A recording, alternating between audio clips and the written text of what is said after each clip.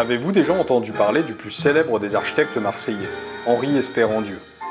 Ayant principalement travaillé dans les années 1850-1860, c'est à lui qu'on doit certains des plus beaux édifices de la cité phocéenne, comme la basilique Notre-Dame de la Garde, le palais Longchamp, ainsi qu'une partie de la cathédrale Sainte-Marie-Majeure. Originaire de Nîmes, il naît dans une famille très modeste en 1829. Il se passionne pour l'architecture dès l'enfance et part étudier à l'école des Beaux-Arts de Paris. En 1852, il arrive à Marseille pour travailler sur le chantier de la nouvelle cathédrale de la Majeure.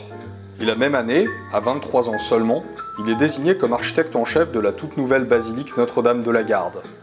Vite reconnu pour son talent, on lui confie dans les années 1860 la construction du palais Longchamp, unique cas de musée-château d'eau en France, ainsi que celle d'une école des beaux-arts bibliothèque, actuelle palais Carly. Espérandieu est un des architectes les plus caractéristiques du Second Empire. Il appartient au courant éclectique, qui mélange les styles architecturaux en créant des compositions impressionnantes.